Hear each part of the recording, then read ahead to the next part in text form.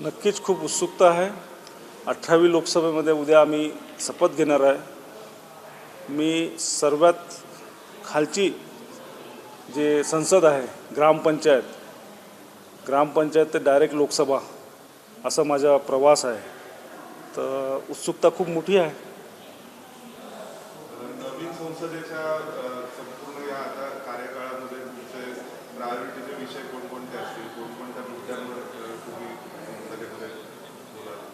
नक्कीच ज्या पद्धतीने आम्ही लोकांना आश्वासन दिलेले आहे, ज्या मुद्द्यांवर आम्ही लोकांपुढे गेलेलो आपल्या मतदारसंघामध्ये, ते पूर्ण मुद्दे आम्ही संसदेमध्ये घेणार आहोत। आणि माझा मतदारसंघ जो आहे हा खनिज, रेल्वे, कोळसा, मॉईल, एनर्जी हे सर्व केंद्रातले जास्तीत जास्त मुद्दे माझ्या मतदारसंघामध्ये असल्यामुळे माझ्याकडे भरपूर विषय आहे। केंद्राकरिता पर्यटनाचे विषय आहे, हे सर्व विषयावर आम्ही हाताळणार आहे आणि त्याला योग्य न्याय देणार आहे आमच्या लोकांना।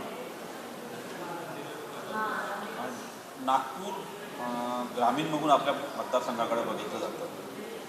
या मतदारसंघासाठी संपूर्ण ताकद मुख्यमंत्र्यांनी लावली, पण आता जर बघितलं तर आता प्रमुख मुद्दे म्हणतात पर्यटन। अनेक पर्यटन प्रकल्प अजूनही तिथे प्रलंबित आहेत। काय वाटतं की या सरकारमध्ये ते पूर्ण होईल?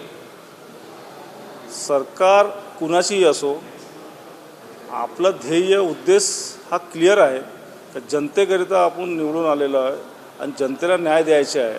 मग सरकार विरोधात कुणाचीही असो, लढण्याची ताकद होती तेव्हाच आमच्या मतदारसंघामध्ये पंतप्रधान, मुख्यमंत्री, उपमुख्यमंत्री आणि RSSच्या हेडक्वार्टर असल्यावर बी एकतर्फी विजय आम्ही निवडून आलेलो आहे। तर ते आपण समजलं असेल का लोक ज्याच्या पाठीमागे त्याचे कामं थांबवता येत नाही सरकारला। ABP माझा, उघडा डोळे बघा नीट।